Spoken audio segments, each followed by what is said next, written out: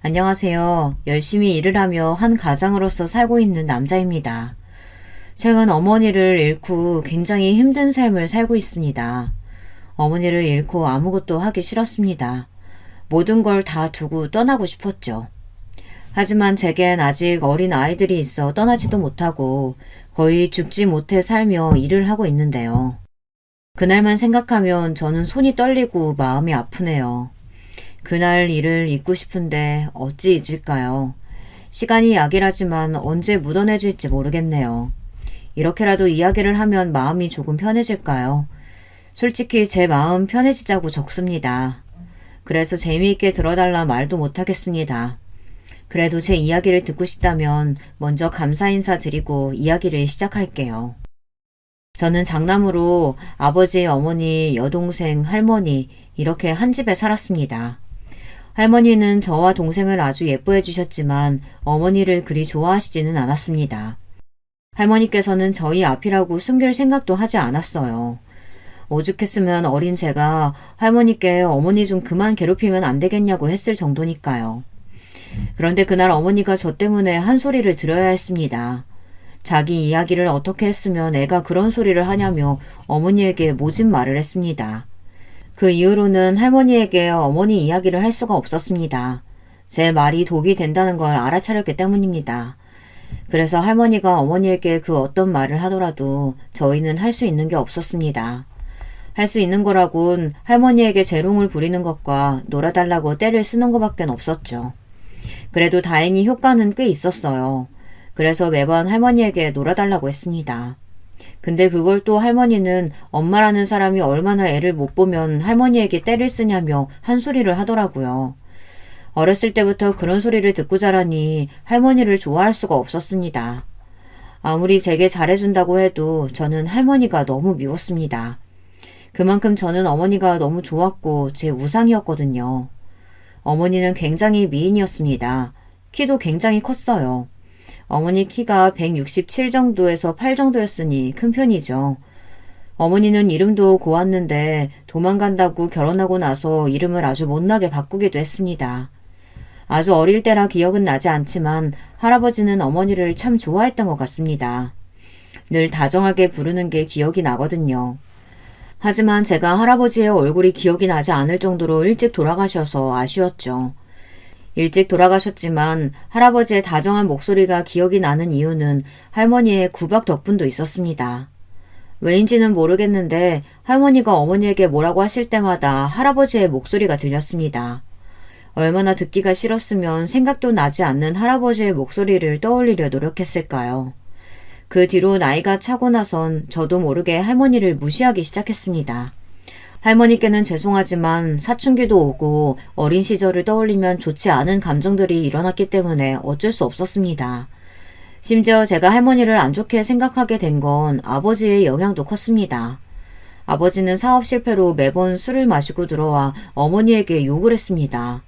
때리지는 않았지만 어머니에게 늘 문제람을 욕을 했고 거기에 질세라 할머니도 가세에 어머니를 못살게 괴롭혔습니다. 그러니 제가 좋아할 수 있겠습니까? 그런데 가장 큰 문제는 사춘기 때 할머니뿐만이 아니라 어머니에게도 못되게 굴었다는 점입니다.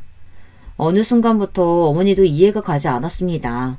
누구나 욕을 듣는다면 기분이 안 좋지 않나요? 그런데 어머니는 매번 듣고만 있으니 답답할 지경이었습니다. 그래서 어머니가 굉장히 바보 같다고 생각했어요. 이 집구석이 지긋지긋했습니다. 그래서 삐뚤어지고 말았죠. 늘 의문이 들었습니다. 우리 집은 왜 이렇게 가난하고 어른들은 왜 매번 화만 내고 서로를 잡아먹지 못해 안달이 났을까 의문이 들었습니다. 저희 집은 점점 가난해졌고 사이도 점점 나빠졌습니다.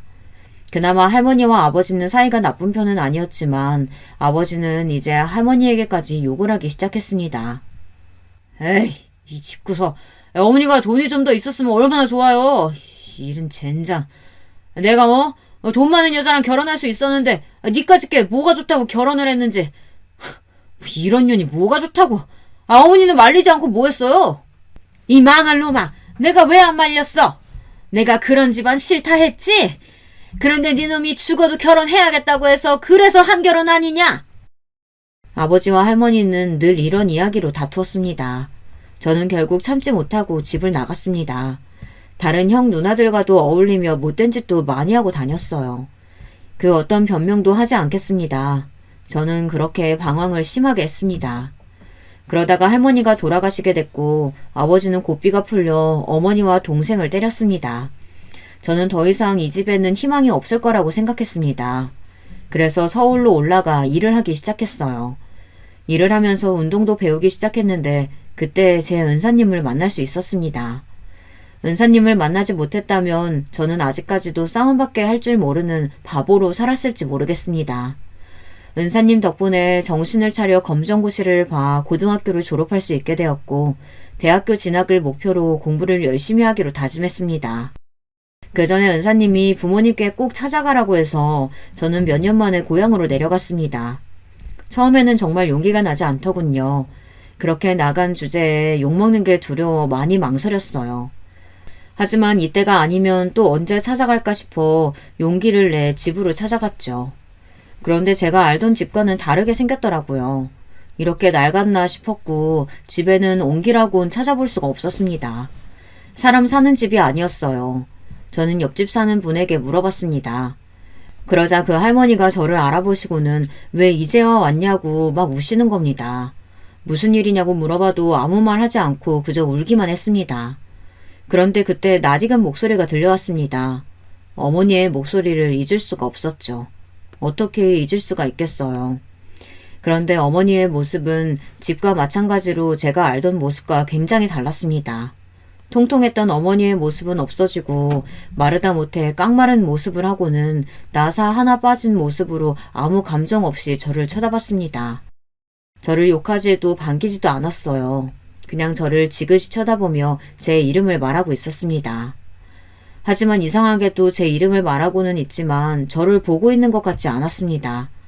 그 모습을 보고는 또다시 옆집 할머니가 울며 제게 이야기를 했어요. 이놈아, 너는 왜 이제 와서는 이 애미 고생이란 고상은 다 하고 남은 자식 하나 보내고 이렇게 힘들게 살았다. 너는 왜 이제야 왔어? 자식을 보내다뇨? 그런데 할머니의 말씀이 조금 이상했습니다. 저희 집에서 자식이라고 해봤자 저랑 여동생 둘뿐이라 남은 자식이라고 해봤자 여동생뿐인데 여동생을 보냈다고 하니 그 말을 듣고 당황했습니다. 어머니, 예진이 시집 보냈어요? 왜요? 아버지가 보냈어요? 시집 보내긴 뭘 보내. 저 세상으로 보냈지 이놈아. 할머니의 말을 듣고 땅에 주저앉고 말았습니다. 여동생은 몇 개월 전 사고로 세상을 떠났다고 했습니다.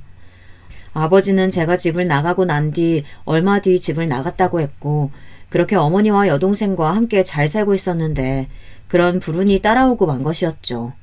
그 후로 어머니는 밥도 먹지 않고 매일 동생을 찾아 나섰다고 했습니다. 그나마 동네 분들이 어머니를 챙겨줘서 다행이지 아니었으면 어머니도 동생을 따라갔을 거라고 했습니다. 어머니는 제 말이 들리지 않는 모양이었습니다. 저는 다시 한 번 더 어머니를 불렀어요. 어머니! 그제야 어머니는 저를 바라봤습니다. 그리고 어머니는 제 이름을 부르며 울면서 저를 안았습니다. 왜 이제 왔어? 엄마가 얼마나 보고 싶었는데. 이놈아, 왜 이제 왔어? 어서 동생 찾으러 가자. 네 동생 추위도 많이 타는데 집에 오지를 않어. 저는 옆집 할머니를 쳐다봤고 할머니는 고개를 절레절레 저으시며 늘 이런 상태라고 이야기를 했습니다. 저는 대학 공부를 위해 서울에 올라간다고 말을 하려고 했지만 그럴 수가 없었습니다. 어머니의 상태를 보고 어떻게 갈 수 있겠습니까? 결국 저는 1년을 고향에서 지냈습니다. 1년 동안 어머니의 상태는 많이 좋아지셨습니다. 어머니와 지내는 동안 공부를 많이 하지는 못했지만 틈틈이 공부도 했고 일도 정말 열심히 해서 대학 등록금도 벌었습니다. 물론 4년 동안 다닐 등록금은 없지만 당장 필요한 생활비와 돈은 검정고시를 하며 모은 돈과 1년 동안 열심히 일한 돈으로 살 수 있었습니다. 그리고 정말 다행인 건 어머니께서 동생이 떠났다는 걸 받아들일 수 있게 되었다는 것입니다. 그래서 저는 1년 전 하지 못했던 말을 하게 되었습니다. 어머니, 저 실은 대학에 가고 싶어서요. 어머니에게 하는 모든 말이 조심스러웠어요. 괜히 내가 대학을 간다고 해서 어머니를 떠나 상처를 주는 게 아닌가 생각을 했습니다. 장하네, 내 아들. 하고 싶은 거 해야지. 그래. 근데 이 애미가 모은 돈이라곤 이것밖에 없는데 괜찮겠니? 아니면 어디 돈 빌릴 곳 있으면 내가 어떻게든 마련할 테니 걱정 말고 대학 가. 어머니, 괜찮아요. 그동안 모은 돈으로 가면 돼요. 그래도 네가 어떻게 모은 돈인데 그걸 써. 그러지 말고 내가 빌려볼게. 어머니, 진짜 괜찮아요. 이것저것 지원받으면 괜찮을 거예요. 그리고 공부하면서도 일하면 되니까 너무 걱정하지 마시고요. 어머니를 안심시키고 저는 다시 공부에 집중했습니다. 그 덕에 저는 지방이지만 꽤나 좋은 학교에 갈 수 있게 됐고 전액 장학금을 받으며 다닐 수 있게 되었죠. 제가 할 수 있는 일은 늘 열심히 했습니다. 일도 공부도 연애도 다 열심히 했습니다. 학창시절의 방황을 잊지 않고 좋은 사람이 되려고 노력도 많이 했습니다. 그래서 대학교 때 본 친구들은 제가 방황을 했다고 했을 때 아무도 믿지 않더라고요. 하지만 굳이 안 좋은 모습을 보여줄 필요는 없지 않습니까? 그래서 저는 최대한 얌전한 학생이었던 척을 했습니다. 저의 학창시절과 대학시절은 그렇게 끝이 났습니다. 정말 많은 일들이 있었지만 다시 어머니랑 재회를 한 게 가장 큰 사건이었죠. 뭐랄까, 방황도 심하게 하고 늘 어머니에 대한 안타까움이 있어서 그런지 점점 어머니를 향한 이 마음이 커지더군요. 그래서 저는 어머니를 위하면서 살기로 결심했습니다. 그런 결심을 하면서도 저와 결혼할 사람이 조금 안쓰럽기는 하더라고요. 하지만 어쩌겠어요. 그럼 결혼을 안 하면 되는 거 아닌가요? 저야 결혼을 무조건 해야겠다는 생각은 없었습니다. 다만 어머니가 한 번씩 결혼 이야기를 꺼내면 결혼을 해야겠다는 생각을 가졌을 뿐이었죠. 결혼의 필요성을 느껴 하려고 했던 건 아니었기 때문에 대단한 절실함은 없었습니다. 하지만 제 이상형을 만나고 그런 생각이 싹 사라지더라고요. 선배의 소개로 만나게 됐는데 꽤 괜찮더라고요. 저희는 몇 년의 연애 끝에 결혼을 약속했습니다. 한 가지 문제는 집안 차이가 꽤 나서 걱정이 되었습니다. 우리 집에서 공부 잘하는 사람이 있기 쉽지 않은데 박서방이 아주 복덩이야? 아닙니다. 그렇게 말씀해 주시니 감사합니다. 그러지 말고 결혼 비용은 우리 쪽에서 다 될 테니 부담 가지지 말고 사부인한테도 내가 잘 말해줄 테니까 걱정 말고. 어머니까지 챙겨주시고 감사합니다. 다행히 장인어른과 장모님이 좋게 봐주셔서 결혼을 허락받을 수 있었습니다. 가난하게 자랐는데도 열심히 공부를 해 대단하다고 칭찬을 아끼지 않았습니다. 그리고 결혼 비용은 걱정 말라며 처가에서 다 부담하겠다고 하는 겁니다. 그리고 어머니까지 배려를 해주시니 얼마나 감사하겠어요. 저는 이 결혼은 아주 성공적이라고 생각했습니다. 제 인생은 이제 필날밖에 없다고 생각했어요. 바보같이 말이죠. 그리고 아내와 저희 본가로 갔습니다. 어느 정도 돈을 벌고 나서 어머니에게 이사를 제안했지만 자기는 한평생 살았던 곳에서 살고 싶다며 거절을 하더라고요. 당연히 수리는 했지만 아내가 불편할까봐 걱정했습니다. 처갓집과 너무 비교가 되어 조금 걱정이 되었거든요. 아내는 워낙 잘 사는 집안에서 태어나 걱정을 했거든요. 그런데 아니나 다를까 아내가 불편해하기는 하더라고요. 하지만 고맙게도 어머니에게 내색은 하지 않았습니다. 정말 싹싹하게 어머니에게 친근하게 다가가 먼저 말도 걸고 몸이 먼저 앞서 나갔죠. 그래서 결혼 생활에 대한 걱정은 사실 하나도 없었습니다. 하지만 제 아내가 그렇게 어머니에게 행동할 줄 누가 알았겠습니까? 저희는 달달한 신혼생활을 만끽하고 있었습니다. 그리고 저희는 허니문 베이비로 아들을 얻게 되었죠. 더할 나위 없이 행복했습니다. 이제야 완벽한 행복을 찾은 것 같았습니다. 저는 다짐했어요. 아버지 같은 사람이 되지 않겠다고 다짐을 했습니다. 그리고 어느 날 장인어른께서 제게 따로 연락이 왔습니다. 따로 전화를 할 일이 없는데 전화가 오니 괜히 불안하더군요. 그래, 박서방, 바쁜가? 아닙니다. 무슨 일 때문에? 다른 게 아니고 혹시 자네 따로 병원 차릴 생각은 없나? 내가 투자를 하지. 생각이 있긴 하지만 그래도 이 사람아, 언제 이래서 개인 병원 차리나? 그것도 다 대출 끼고 하는 건데 그냥 내가 해준다고 할 때 감사합니다 하고 받아. 하지만 장인어른, 내가 박서방을 위한 것도 있지만 내 딸 체면을 위해서도 있어. 그리고 우리 집안이 공부머리는 아니지 않은 거 알지 않나? 할 줄 아는 거라고는 몸으로 부딪혀서 장사나 할 줄 알지 뭐가 되겠나? 그래서 얼마나 무시를 많이 받았는데 내가 박서방 덕에 큰 소리 떵떵 칠 수 있고. 그렇게 해주신다면 감사히 받겠습니다. 그래. 그럼 내 나중에 또 연락할 테니 받고. 그렇게 저는 장인어른 덕에 개인 병원을 열 수 있었습니다. 언젠가는 개인 병원을 여는 게 꿈이었는데 이렇게 빨리 실현이 될 줄 몰랐습니다. 가난하게 살던 제가 이런 부귀영화를 누려도 되나 싶다가도 박탈감이 느껴지기도 했습니다. 돈이 있으면 쉽게 꿈을 얻는다는 걸 깨달았으니 굉장히 기분이 묘했습니다. 그래도 저에게는 잘된 일이니 기분 좋게 병원을 차리기로 했습니다. 하지만 병원 개업을 한다는 게 정말 쉽지 않은 일이더군요. 하나부터 열까지 디자인부터 신경을 써야 하고 사람을 뽑는 일 하나하나 신경을 써야 하니 예민해지기 시작했습니다. 하필이면 아내도 둘째가 생겨 예민해져서 싸우기 바빴습니다. 아내는 하던 일마저 그만두고 돈만 쓰기 바빴습니다. 당신 요즘 돈을 너무 많이 쓰는 거 아니야? 스트레스 받는다고 해도 그렇게 돈을 막 써도 되겠어? 누구는 열심히 일하는데 누구는 쓰기 바쁘네. 당신 말 다 했어? 그러는 당신은 우리 아빠 돈 없었으면 병원 열지도 못했잖아. 그러면서 나한테 돈 얘기를 해? 그건 당신을 생각해서 나한테 투자를 하신 거지. 그리고 병원 개업했다고 바로 당신 일 그만뒀잖아. 그럼 내가 계속 일해야 돼? 솔직히 나 일하기 힘들어. 나 어디 가서 누가 아래 있을 사람 아니야. 그냥 당신 사람들처럼 살아보고 싶어서 일한 거 가지고 왜 그렇게 이야기를 해? 뭐? 언제는 자기는 평생 일하고 싶다며. 이런 평범한 생활이 너무 소소하고 행복해서 좋다며. 그때는 내가 미쳤었나 보지. 당신 만나서 낭만에 차 있었나 보네. 그럼 지금은 당신 그런 사람은 아니란 말이야? 그럼 언제까지 내가 낭만에 갇혀있는 사람인 줄 알았어? 나 원래 이런 사람이야. 당신 만나려고 일부러 그렇게 이야기한 거지. 왜? 집안 좋은 의사는 당신 안 만나줄 것 같으니까 돈 없는 의사 골라서 만났나 보지? 내가 언제 그런 말을 했어? 당신 말이 그렇잖아. 어떻게든 의사 부인 되고 싶어서 돈 없는 의사 꼬신 거 맞잖아. 왜? 그러면 안 돼? 저는 아내와의 말다툼으로 아내의 모든 걸 봤습니다.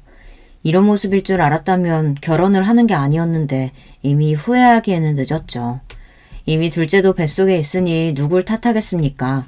그냥 참고 살아갈 수밖에 없었습니다. 그리고 장인어른 덕도 봤으니 제가 참아야 할 수밖에 없었죠.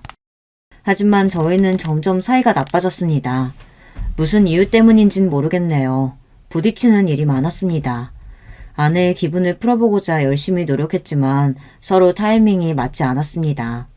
아내의 기분이 조금 괜찮았을 때는 제가 빈정이 상해 맞지 않았거든요. 둘째가 태어나고 다시 괜찮아졌나 싶었는데 제가 바빠져서 집에 있을 일이 없어 아내와 이야기를 할 시간이 없었습니다. 일이 바빠지는 건 참 행복한 일이지만 그만큼 가족에게 신경을 못 써 신경이 많이 쓰였습니다. 하물며 동생 기일이 다가와 어머니를 챙겨드려야 하는데 가지 못해서 마음이 걸렸죠. 그래서 아내에게 조심스럽게 이야기를 했습니다. 혹시 어머니 잠깐 우리 집에 모셔와도 될까? 뭐? 그게 무슨 말인데? 동생 기일이 다가오니까 걱정이 돼서. 휴가 내고 가자니 요즘 바빠서 휴가를 낼 수도 없고 그렇다고 넘기기에는 어머니가 그때만 되면 많이 힘들어 하시니까 그냥 지나칠 수도 없는 거고. 일단 알겠어. 아내의 함숨소리에 저는 예민해졌지만 허락을 해준 것만 해도 다행이라 생각해 뭐라고 하지는 않았습니다. 그래서 동생 기일에 맞춰 어머니를 찾아뵙고 집에 모셔올 수 있게 됐습니다. 그런데 제가 착각을 했을지도 모르겠지만 아내가 어머니를 무시하는 것 같은 느낌이 들더군요. 어머니가 아이들이랑 놀고 있으면 아이를 데려간다든지 첫째에게 들어가서 공부를 하라고 했습니다. 하지만 직접적으로는 안 좋게 대하는 게 아니라서 뭐라고 말을 할 수가 없었습니다. 그런데 어느 순간부터는 아내가 어머니에게 한 소리 하는 걸 들을 수 있었는데요. 여러분은 만약 아내나 남편이 자기 어머니에게 이런 소리를 하면 참을 수 있는지 한번 들어보세요. 어머니, 제발 손 좀 깨끗이 씻고 오시면 안 돼요? 아니면 아이들이 예쁘더라도 그냥 참고 눈으로만 봐주세요. 그 말은 어머니가 더럽다는 뜻 아닙니까? 일을 하다 말고 그 말을 듣고는 바로 아내를 데려와 안방에서 소리쳤습니다. 당신 어머니한테 무슨 말버릇이야? 내가 왜? 아니 어머니 손 좀 봐봐. 정말 새까매. 당신이 더 잘 알겠네. 그리고 어머니 냄새 나는 거 알아? 제대로 안 씻으니까 그런 거 아니냐고. 저는 아내를 때리고 싶은 마음이 굴뚝 같았습니다. 처음으로 아내의 얼굴이 보기 싫은 순간이었죠. 하지만 아버지처럼 되지 않겠다고 결심을 했기 때문에 아내를 때릴 수 없었습니다. 때린다면 저는 아버지와 같은 사람이 될 것이기 때문에 꾹 참았습니다. 어머니는 평생 시골에서 살아서 그래. 그래서 나는 냄새들 있잖아. 장모님이랑 장인어른이야 매일 케어받고 안 나실 수도 있어. 그런데 있잖아. 그 냄새는 나이 든 사람이면 다 날 수밖에 없는 거야. 좀 더 심할 뿐이지. 그렇다고 깨끗이 안 씻는 것도 아니고.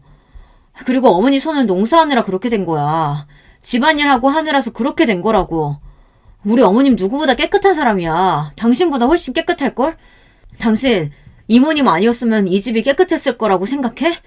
당신은 집이 개판이 돼도 몸만 깨끗하면 다잖아. 안 그래? 내가 치울 필요가 뭐가 있어? 이모님들이 다 알아서 치우는데. 그리고 내 몸만 깨끗하면 된 거 아니야? 아내의 말에 저는 더는 할 말이 없었습니다. 이 사람과 이야기를 해봤자 제 에너지만 소비한다는 생각이 들었습니다. 그래 알겠어. 근데 다시는 어머니한테 그런 말 하지 마. 그때는 안 참아. 안 참으면? 왜? 그렇게 어머님 소중하게 생각하면 나랑 결혼은 왜 했니? 왜? 어머님이 그렇게 불쌍해? 안쓰러워? 참나, 동생이 죽은 지가 언젠데 아직도 걱정을 하고 있어. 아내는 해서는 안 될 말까지 하기 시작했습니다. 동생 죽은 지도 몇십 년이 지났는데 아직도 그거 하나 못 이겨내고 슬퍼하냐고 하더라고요. 그 말을 듣고 참지 못하고 저는 제 옆에 있던 화장품을 던져버렸습니다.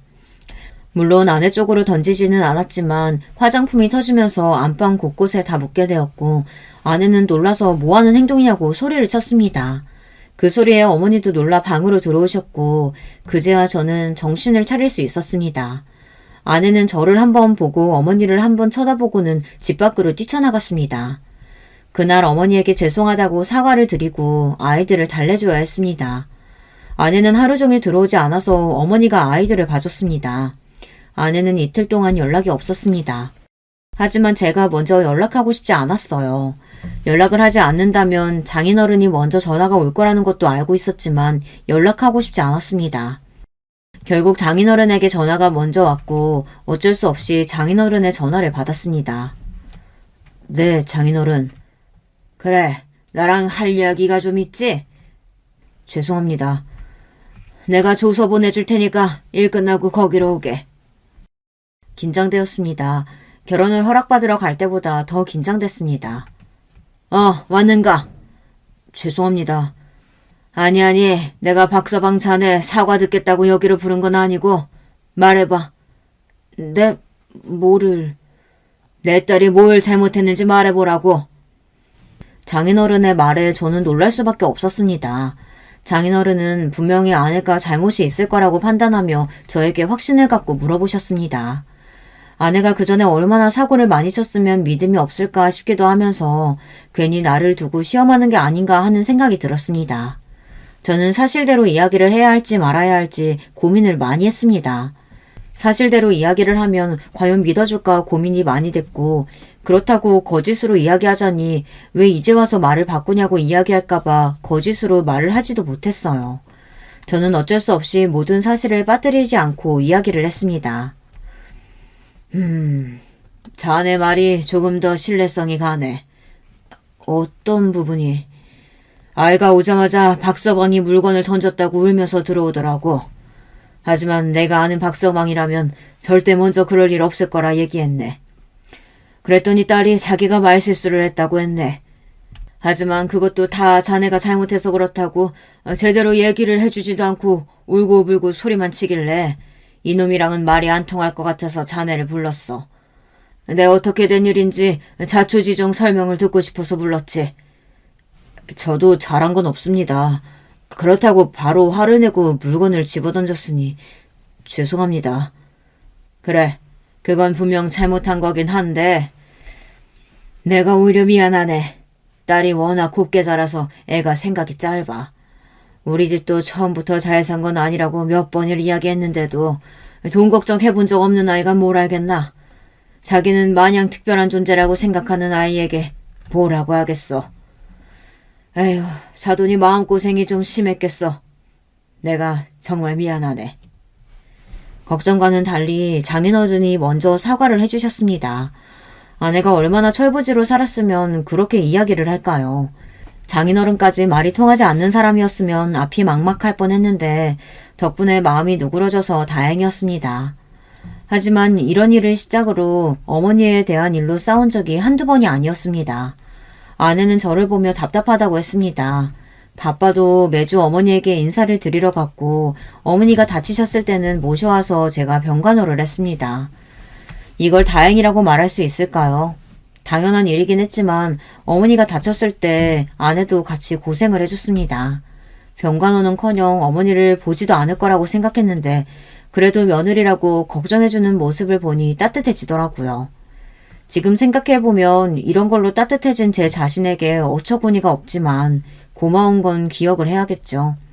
하지만 그것도 잠시 결국 아내는 어머니에게 돌이킬 수 없는 상처를 주고 말았습니다. 어머니는 나이가 들수록 더 건강이 나빠지셨어요. 하지만 어머니는 병원도 요양원도 가기 싫어했습니다. 사람을 부르기는 했지만 그래도 걱정이 되었습니다. 매일같이 있는 것이 아니니 어머니에게 무슨 일이 생길 때는 어떻게 해야 하나 두려웠죠. 남은 가족은 어머니 한 명뿐인데 어머니마저 세상을 떠난다면 저는 분명 무너지고 말 거라고 생각했어요. 그래서 늘 어머니의 죽음을 생각을 안 할 수가 없었습니다. 어머니가 죽을까 두려워 그것 때문에 정신병원에 가서 진단을 받기도 했습니다. 혹시 여러분 중에서도 이런 비슷한 증상을 가지신 분 있을까요? 어떤가요? 살기 너무 불편하지 않나요? 하지만 더는 이런 문제로 두려워할 필요가 없었습니다. 어머니가 돌아가셨으니 말이죠. 때는 시간이 흘러 동생의 기일이 다가올 그날이었습니다. 어김없이 저는 어머니를 집으로 모셔왔어요. 아내는 이날을 제일 싫어했습니다. 저는 아내가 이해가 가지 않았습니다. 제사를 지내는 것도 아니고 어머니가 구박을 하는 것도 아닌데 싫어할 이유가 있을까요? 물론 시어머니라는 존재가 그렇게까지 달가운 존재가 아니라는 건 알겠지만 그렇게 싫어할 정도로 어머니가 아내에게 피해를 준 것도 없는데 그 정도로 싫어하니 이해가 가지 않았습니다. 하지만 이미 모셔왔으니 어떡합니까? 어머니를 보살펴 드릴 수밖에 없죠. 저는 아내에게 미안하다고 이야기를 하고 조금만 더 고생해달라고 했습니다. 그래도 이날만 되면 어머니가 늘 아프시고 기운도 없으셔서 어쩔 수가 없었어요. 제 마음이 불편해서 놓을 수가 없더라고요. 모처럼 빨리 퇴근해서 다 같이 저녁을 먹을 수 있었습니다. 어머니가 올라오시고 3일째가 되던 날 사건이 터지고 말았죠. 밥을 먹기 전 저와 사소한 말다툼을 해서 아주 예민해져 있었는데 어머니가 제 눈치를 보며 미안하다고 하시더라고요. 미안하다. 바쁜 사람이 나 때문에 괜히 집에 일찍 온 건 아닌가 싶네. 아니에요, 어머니. 괜찮아요. 아시면서 왜 안 내려가세요? 어머니가 매번 남편 발목 잡고 사시는 거 알긴 아세요? 아내는 그 순간 참지 못하고 어머니에게 한 소리 했습니다. 그래? 에휴, 내가 미안해서 어쩌지? 당신 미쳤어? 어머니, 아니에요. 집사람이 예민해져서 그런 소리 한 거예요. 당신, 들어가. 왜? 어머니, 솔직하게 이야기할게요. 저 이제 너무 힘들어요. 어머니 간호하는 거 이제 지쳐요. 저는 아내를 붙잡고 안방으로 갔습니다. 당신 지금 그런 소리를 왜 어머니 앞에서 해? 왜? 나는 그런 소리도 못해? 나도 이제 지쳤어. 몇 년이야. 10년도 넘었어. 우리 제대로 여행이나 가본 적 있어? 애들은? 매번 어머님 챙기기 바빴지? 우리 가족들은 안중에도 없지? 솔직히 할 말이 없었습니다. 가족을 소중히 한다고 했지만 늘 어머니가 먼저였으니까요. 하지만 어머니의 인생은요. 누가 책임져 줍니까? 저희를 낳느라 그렇게 버려진 인생 저라도 책임져야 하는 거 아닌가요? 그날 아내와 한바탕 싸우고 나니 어머니가 불편하셨는지 집으로 가겠다고 했습니다. 어머니 괜찮아요. 더 계셔도 돼요. 아니다. 내일 집에 갈 거니까 짐 싸마. 아들아, 사랑한다. 네, 저도 사랑해요. 어머니는 다음날 집으로 가셨고 늦은 오후 어머니가 돌아가셨다는 소식이 들렸습니다. 어머니의 동네 친구분이 놀러 갔다가 죽은 어머니를 발견했다고 했습니다. 분명 아침까지도 멀쩡하신 분이 돌아가셨다니 믿기지 않았습니다. 어머니는 미리 계획을 하고 계셨던 것 같습니다. 정신없이 어머니의 장례를 다 치르고 저는 어머니의 유서를 볼 수 있었습니다. 그런데 거기에는 충격적인 내용이 담겨 있었습니다. 대충 이런 내용이었어요. 저한테 미안하다 이야기를 하는 내용이었죠. 그리고 아내에 대한 이야기도 적혀 있었습니다. 아들아, 미안하다. 이 어미가 도저히 살 용기가 없구나. 마지막으로 네 모습 봐서 너무 행복했다. 그리고 마지막으로 이렇게 안 좋은 이야기를 하고 가는 게 마음이 편하지는 않지만 말하마. 이제 저 세상으로 갈 건데 내가 숨겨서 뭘 하겠니? 너도 알지? 내가 숨기는 걸 참 잘하는 걸. 그래서 네가 나를 참 답답해했지. 네 아버지에게 맞거나 할머니에게 모진 말 들을 때 왜 이렇게 가만히 있냐고 엄마는 바보냐고 하는 말이 기억나는구나.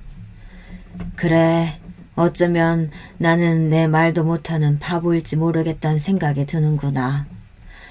그런데 여기서는 솔직히 말해야겠지.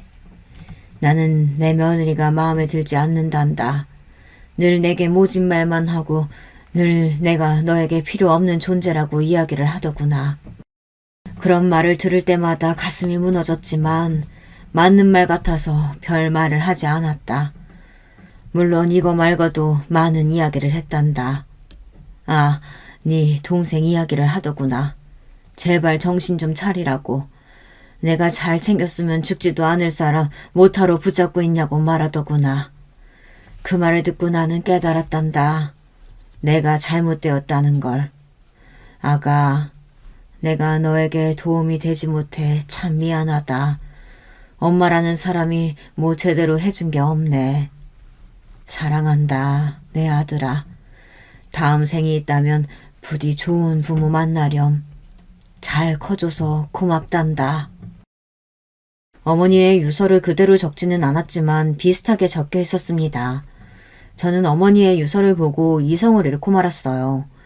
마음의 병을 안고 온 사람에게 기름을 부어 더 부채질을 한 사람이 바로 제 아내였습니다. 저는 곧장 아내에게 가서 따졌습니다. 유서를 던지며 아내에게 소리를 쳤습니다. 이게 사실이냐고, 어머니에게 한 말이 사실이냐고 울면서 고함을 쳤어요. 어떻게 그럴 수가 있습니까? 그래도 며느리라는 사람이 이렇게 이야기를 할 수 있습니까? 심지어 제가 저희 집 사정도 다 이야기를 했는데 그런 말이 나올 수가 있을까요? 그런데 아내는 오히려 당당하게 이야기를 하더군요. 왜? 이게 왜? 왜 나 때문인데? 당신 말 한마디 한마디에 상처받으셨잖아. 그래서 어머니가 죽었잖아. 어머님이 나 때문에 죽었다고 썼어? 아니잖아. 어머님 혼자 그렇게 생각해서 선택한 거잖아. 저는 결국 아내를 때리고 말았습니다. 때리는 순간 저는 아버지와 겹쳐 보이며 화를 참지 못했습니다. 어머니를 잃었다는 슬픔과 동시에 그토록 싫어하는 아버지의 행동을 하고 말았으니 미쳐버리겠더라고요. 저는 아무것도 할 수 없는 제 자신에게 화가 나서 벽을 있는 힘껏 그대로 내리쳤습니다. 그러자 아내가 그제야 저를 말리더라고요. 저는 아내에게 계속 소리쳤습니다. 너 때문에 어머니가 죽었어. 너 때문에. 나도 힘들었어. 아무것도 안 해서 편한 줄 알았어? 전에도 이야기했지? 당신 어머니밖에 없다고. 가족이 어머니 하나는 아니잖아. 그런데 당신은 어머니 하나밖에 없었다고. 그래서 그랬어. 어머니 볼 때마다 심사가 뒤틀렸어. 그래서 계속 모진 말이 나왔어. 그런데도 어머님은 웃고만 있더라? 그게 더 싫었어. 차라리 뭐라고 하지. 괜히 사람 나쁜 년 만드는 것처럼 자기는 좋은 사람인 척. 그게 싫었다고. 결국 저는 아내에게 이혼을 통보했습니다. 나 당신이랑 이렇게는 못 살겠다. 어머니를 죽인 사람이랑 어떻게 살아? 뭐? 이혼? 나는 못해. 그게 왜 내 잘못이야? 나는 이혼 절대 못해. 그날 이후 저는 아무것도 하지 않았습니다. 아내와 아이는 친정에 있어 넓은 집에서 저 혼자밖에 없었어요. 정말 힘들었습니다. 왜 알아차리지 못했나 저를 원망하게 됐습니다. 그리고 아내를 이해해보려고 노력했습니다. 아내 입장이 되어보려고 했지만 어머니에게 모진 말을 한 사람으로밖에 보이지가 않더라고요. 그리고 아내의 그 한마디가 어머니를 죽였을 거라는 생각에 사로잡혀 정말 죽여버리고 싶을 정도로 증오했습니다. 어느 순간부터 그랬나 싶었는데 아내는 거의 결혼 초반부터 그랬던 것 같습니다. 제가 어머니를 좀 덜 챙겼다면 아내가 어머니를 챙겼을까요? 저는 아니라고 생각합니다. 그러니까 하나밖에 없는 자식이 챙겼는데 그걸 챙겼다고 뭐라고 하니 제가 어떻게 해야 됐던 거죠? 여러분은 답을 알고 계신가요? 아니요. 답을 알아도 소용이 없습니다. 어머니가 돌아가셨으니 무슨 소용이 있겠어요. 어머니는 동생이 죽고 난 후로 늘 우울하게 살았을까요? 아니면 혹시 저 때문에 죽지도 못하고 하루하루를 고통 속에 살았을까요? 참 많은 생각이 들었습니다. 하루하루를 절망 속에서 살았습니다. 누군가에게 전화가 왔습니다. 이쯤이면 아실까요? 네, 장인어른이었습니다. 장인어른은 저희 집에 찾아왔습니다. 회와 소주 한가득을 사들고 오셨더라고요. 괜찮나? 한 잔 받게. 30분 동안 아무 말 없이 장인과 소주를 마셨습니다. 안주도 먹지 않고 장인어른이 주는 술을 마시다 보니 조금 취기가 올라오는 것 같더라고요. 그제야 저는 입을 열 수 있었습니다. 장인어른 앞에서도 이야기가 곱게 나갈 것 같지 않아 말을 하지 않았는데 술이 용기를 주더군요. 장인어른, 이혼하고 싶습니다. 그래, 들었다. 그럼 그것도 들으셨어요? 무슨 말? 아내가 어머니한테 한 말이요. 장인어른, 집사람이요. 어머니에게 이런 말을 했습니다. 필요 없는 존재라고 이야기했어요. 그리고 제 동생이 죽은 게 어머니 탓이라고도 했답니다. 그런데 왜 이렇게 힘들어하냐고 막 어머니한테 뭐라고 했대요. 미안하네. 내가 다 잘못 키웠어. 장인어른이 뭐가 미안합니까? 집사람이 미안해하지. 그런데 아내는 자기도 이유가 있었대요. 그래서 이해를 해보려고 했는데 이해가 가지 않아요. 이해를 해보려고 해도 할 수가 없어요. 그냥 미워 죽겠습니다. 저는 계속 술을 마셨고 장인어른과 오랜 시간 동안 대화를 했습니다. 장인어른은 계속 제게 사과를 했습니다. 자기가 딸을 잘못 키웠다고요. 내 딸도 놀랐을 거야. 사돈이 그런 선택을 할 줄 알았겠나? 하지만 그런 말을 한 건 분명히 잘못됐지. 그리고 자네 덕에 우리 집안 기가 살았다는 거 알고 있지? 참 고맙게 생각하네. 늘 내가 가지지 못한 것에 대한 열등감이 있었는데 그걸 자네가 채워줬어. 그래서 말인데 이제는 그만 채워도 되겠어. 병원은 그대로 가지고 크게 키워보고 원한다면 이혼을 해도 좋아. 자네 마음이 편하다면 내가 뭐라고 할 수 없지. 그런데 이거 하나만 알아주게. 내 딸도 여자였을 거야. 자네 마음의 1순위에 들어가고 싶었을 텐데 어느 순간 자기가 1순위가 아니라는 걸 깨달았을지도 모르지. 그렇다고 딸의 잘못이 없어지진 않지만 그래도 아빠로서 딸에 대한 변호를 하자면 그렇다는 거지. 용서를 해달라는 건 아니고 그냥 그럴지도 모른다는 걸 알고만 있으라는 거야. 그런데 신기할수록 그토록 이해가 가지 않았던 아내가 조금은 이해가 가기 시작하더라고요. 하지만 거기까지였습니다. 그래도 아내를 용서할 수는 없었습니다. 이혼은 아직 아닌 것 같은데 이대로는 못 살겠다. 나도 모르겠어. 그래. 아이들 잘 부탁해. 가끔 내가 아이들 보러 갈게. 당신 미안한 마음 조금이라도 있어? 그럼 내가 아무 생각이 없을까봐? 나도 그 정도 감정은 있어. 그런데 나도 어머님이 그렇게 될 줄은 몰랐어. 그냥 너무 화가 나서 그렇게 이야기한 건데. 알겠어. 그럼 연락할게. 그럼 내가 물어보자. 당신은 내가 중요했어? 저는 거기서 아무 말도 할 수가 없었습니다. 중요했지. 어머니만큼은 아니었지만 분명히 중요했고 사랑했어. 결국 아내는 끝까지 미안하다고 하지 않았습니다. 사과를 했다면 조금 마음이 풀어졌을까요? 아내와 저는 이혼은 하지 않았지만 서로 각자 살아보기로 했습니다. 아이들은 제가 맡기로 했고 가끔 아이들이 엄마를 찾을 수 있으니 서로 연락은 하고 지내자고 했어요. 그렇게 저는 제 결혼 생활이 끝이 난 줄 알았습니다. 하지만 몇 달이 지나고 나서 누가 저희 집 문을 두드리더군요. 여보! 새벽에 당신이 왜 여기 있어? 당신 보고 싶어서. 추운데 뭐 하는 거야? 들어가. 엄마야? 엄마 여기서 다시 사는 거야? 아들은 아내를 보더니 환하게 웃으며 아내에게 안겼습니다. 순간 어떻게 반응을 해야 할지 모르겠더군요. 아직까지 아내의 얼굴을 보는 게 그리 반갑지는 않은데 아내의 얼굴을 보기만 하면 어머니가 떠올라서 죽고 싶다는 생각만 드는데 아이들은 자기 엄마라고 환하게 웃는 모습을 하고 있으니 속이 뒤틀렸습니다. 왜, 우리 아들 엄마랑 아빠랑 같이 살고 싶어? 응, 당연하지. 나는 엄마 아빠가 사이좋게 지내는 모습 보고 싶어. 아들의 말에 어릴 적 제 모습이 떠올랐습니다. 그러다 웃음이 나고 말았어요. 결국 아버지 같은 사람이 되었나 싶었습니다. 다른가요? 글쎄요. 아이들 입장에서만 봤을 때는 못된 아버지라고 생각을 하지 않을까요? 아내는 자연스럽게 집 안에 들어왔습니다. 그리고는 남의 집처럼 구경을 하더군요. 깔끔하네. 이모님도 안 계시는데. 당신은 참 깨끗한 사람이네. 그래서 내가 좋아했는데. 그치? 이만 가. 할 얘기가 있어. 여기서 해. 애들 있는 곳에서? 저는 아들을 보고 한숨을 쉬었습니다. 아들을 방에 보내 재우고 아내와 식탁에 앉아 오랜만에 이야기를 했습니다. 아직 나 많이 미워?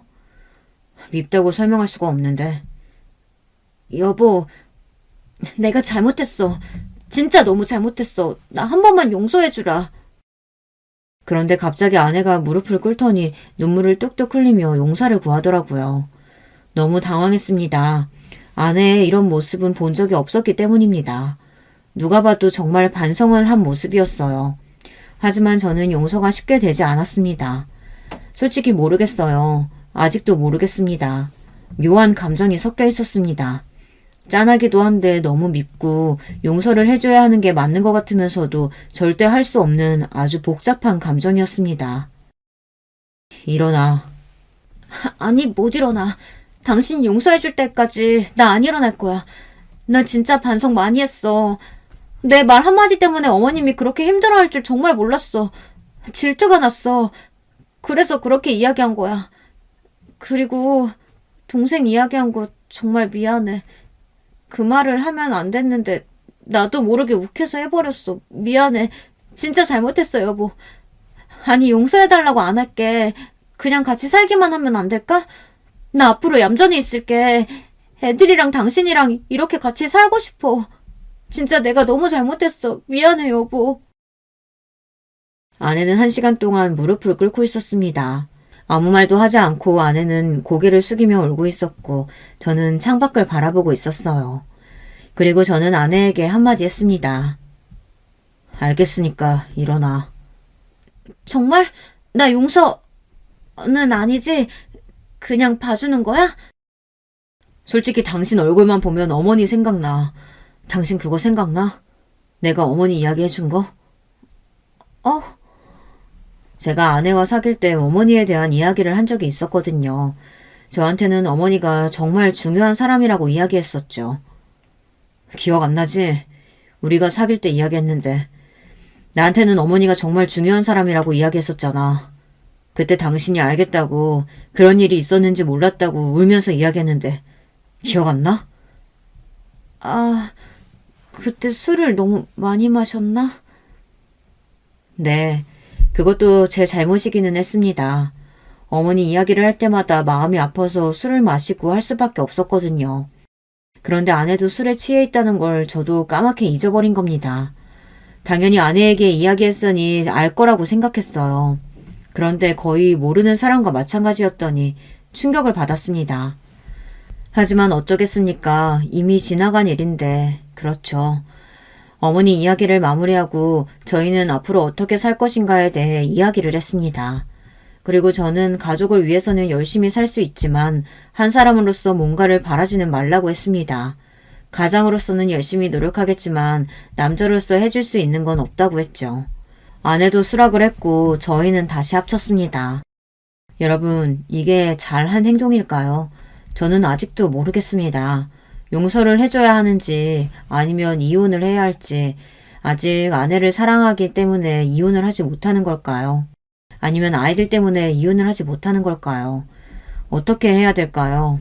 아직도 답을 찾지 못했습니다. 아니면 이대로 정말 시간이 흐르기만을 기다려야 할까요? 저도 이제는 모르겠습니다. 어머니에 대한 죄책감이 너무 심했을까요? 여러분, 제가 어떻게 해야 좋을까요? 이렇게 제 이야기는 끝이 났습니다. 이 글을 적으면 조금 시원해질 거라고 생각했는데 조금 더 힘든 건 기분 탓일까요? 다시 한번 제 이야기 들어주셔서 감사합니다. 마지막에 너무 여러분께 많은 걸 물어봤을까요? 제가 어머님에게 잘해드렸다면 이런 고민을 하지도 않았겠죠. 여러분은 저처럼 후회하지 마시고 부모님에게 잘 대해드리세요. 물론 저처럼 후회하시는 분도 계시겠죠.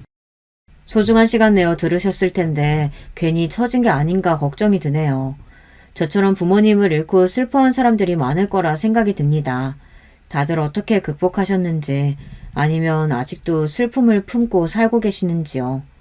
많은 사람들이 글을 적어주셨으면 좋겠네요. 그럼 이만 제 이야기를 마치도록 하겠습니다. 제가 어릴 적부터 가지고 있던 스케치북을 보면 언제나 예쁜 드레스를 입고 커다란 왕관을 쓰고 알록달록한 화려한 부케를 든 신부가 그려져 있었어요. 다른 아이들은 연예인이니 선생님이니 여러 가지 다양한 꿈들이 생기는 것 같았지만 저는 학창시절에도 어른이 되면 하루라도 빨리 좋은 남자를 만나 결혼해서 화목한 가정을 만들고 싶었어요. 주변 친구들은 꿈이 뭐가 그렇게 평범하고 재미없냐고 했지만 어쩌면 다른 사람들에게는 너무도 당연한 일들이 제게는 전혀 시시하지 않았죠. 어린 시절부터 매일매일 눈만 마주치면 서로를 탓하며 싸우시는 부모님과 살다 보니 저는 어린 나이부터 엄마와 아빠 가운데에 껴서 양쪽 모두의 눈치를 살피는 것이 제게는 자연스러운 일상이었습니다. 저는 원래 세상의 모든 부모는 다 그렇게 매일 싸우고 사이가 좋지 않은 줄 알고 컸으니까요. 저는 그냥 단순히 제가 운이 좀 안 좋은 아이라고 생각하며 버텼습니다. 그리고 하루라도 빨리 어른이 돼서 이 집을 벗어나 저만의 새로운 울타리를 만들고 싶다고 생각했죠. 제가 사랑하는 사람과 함께 만드는 가족은 절대 지금과는 다를 거라고 매일 밤 꿈을 꾸면서요. 영화나 드라마에 나오는 것처럼 크리스마스가 되면 예쁜 트리도 함께 만들고 생일이면 가족들이 모여 케이크도 불고 노래도 부르는 그런 가족 말이죠. 제가 매일 밤 이런 상상으로 잠에 들었다는 사실을 부모님이 아신다면 제게 조금은 미안해하실까요? 아니면 이마저도 서운해하실까요? 부모님, 각자의 힘든 사정이 있다는 것 정도는 하도 귀가 닳게 들어 잘 알고 있었지만 어쨌든 제 마음속으로는 항상 그런 가정을 꿈꾸고 있었습니다. 그리고 저와 비슷한 꿈을 꾸고 있는 남자를 만나게 된다면 그때는 주저하지 말고 결혼부터 하겠다 다짐했지요. 저는 학창시절 공부나 운동은 물론이고 친구들과 어울려 다니는 것도 별로 흥미가 없었어요. 엄마가 그런 건 막상 어른이 되면 아무 소용없다는 말을 매일같이 귀에 딱지가 붙도록 하셔서인지는 모르겠지만 언제부턴간 저도 다 맞는 말 같더라고요. 그러다 보니 저는 학교가 끝나는 대로 집에 들어와 청소며 빨래를 하는 건 일상이었고 고등학교 때는 반찬까지 혼자 만들어 먹을 수 있을 정도로 실력이 늘었습니다. 그런 것도 나름 조기 교육이라고 나중에 어른이 되고 보니 나름 쓸모는 있었습니다. 물론 아무리 제 꿈이 가정도 워낙 집안 형편이 좋지 않은 집에 외동딸로 태어났으니 성인이 돼서도 집에서 집안일만 하고 있을 순 없었습니다. 먹고 살기 위해 집에서 멀지 않은 호텔에 호텔리어로 취직을 했어요. 매일 새로운 사람들을 만나고 친절하게 돕는 서비스직이 생각보다 제게 잘 맞았습니다. 그리고 제 첫 직장인 호텔에서 바로 남편도 만나게 됐어요. 남편을 처음 만났을 땐 그냥 나이 많은 노총각 지배인이라고만 생각했습니다. 그런데 일찌감치 부모님에게서 독립해 나와 오랫동안 혼자 살아온 남자다 보니 모든 생활을 회사 내에서 해결하더라고요. 항상 밥도 회사에서 대충 때우고 셔츠며 유니폼도 모자라 개인 의류에 속옷까지 호텔 내 세탁소에 돈까지 내면서 맡기더라고요. 그렇게 생활하시면 생활비가 꽤 들겠는데요? 너무 아깝지 않아요? 하루 종일 일만 하다가 집에 들어가면 완전히 녹초라 손도 까딱할 힘이 없어서요. 그래도 조금만 부지런하게 하면 지금 쓰시는 지출의 반은 줄일 수 있을걸요? 와, 반이나요? 그게 가능해요? 저는 학교를 다니면서도 항상 바쁜 엄마를 대신해 집안일을 도맡아 하다시피 해왔으니 제게는 나름 노하우라고 할 수 있는 살림 팁들이 꽤 있었죠. 빠른 시간 내에 큰 효과를 볼 수 있는 청소 팁이나 일주일 빨래 루틴 같은 거요. 잔소리 같아서 듣기 싫을 수도 있는데 당시 지배인님이자 예비 제 남편은 제 얘기를 아주 집중해서 들어주더라고요. 그렇게 저희 두 사람은 공감대가 형성되자 어느새 자연스레 가까워졌어요. 그리고 언제부턴가 남편은 저를 볼 때마다 항상 외롭다는 말을 입에 달고 살며 항상 집에 들어가기 싫다고 말했죠.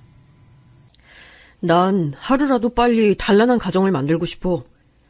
지배인님은 결혼 생각 없는 줄 알았는데요? 주변에서 들어오는 소개팅이나 선도 다 마다하시고 항상 일만 열심히 하시길래 결혼 생각은 아예 없으신가 보다라고 생각했던 지배인님이 한 회식 자리에서 우연히 하신 말에 저는 의외다 싶었습니다. 퇴근하고 집에 들어갔는데 집은 딱 깨끗하게 정돈되어 있고 맛있는 찌개 냄새가 솔솔 나면 얼마나 행복하겠어. 애들이 아빠 하면서 달려오면 완전 최고지. 그게 뭐예요? 밥 해주고 청소해줄 여자가 필요해서 결혼하고 싶으신 거예요? 에이, 꼭 그런 뜻이 아니라 난 아무리 해보려고 노력해도 집안일이 너무 어렵더라고. 가족을 위해 매일 헌신하는 가정주부들, 난 진짜 존경한다니까? 그런 다정한 여자랑 결혼하고 싶은 거지. 다른 여자 직원들은 지배인님의 말이 이해가 되지 않는다고 했지만 전 어쩐지 그 말에 공감이 됐습니다. 저도 단란하고 안정적인 가정을 만들기 위해서는 부모가 각자의 자리에서 각자의 역할에 충실해야 한다고 항상 생각하고 있었으니까요. 저는 어쩐지 그날 이후로 지배인님에게 더 마음이 갔습니다. 그래서 저는 제 호감을 적극적으로 표시하고 싶다는 생각에 실력을 발휘해 매일 도시락을 만들었어요. 그리고는 회사 점심시간에 종종 함께 나눠 먹곤 했습니다. 그렇게 사소한 도시락 하나로 시작된 저희 두 사람은 어느새 연애를 시작했습니다. 남자친구의 나이도 적지 않았으니 저희는 자연스레 결혼 이야기를 하게 되더라고요.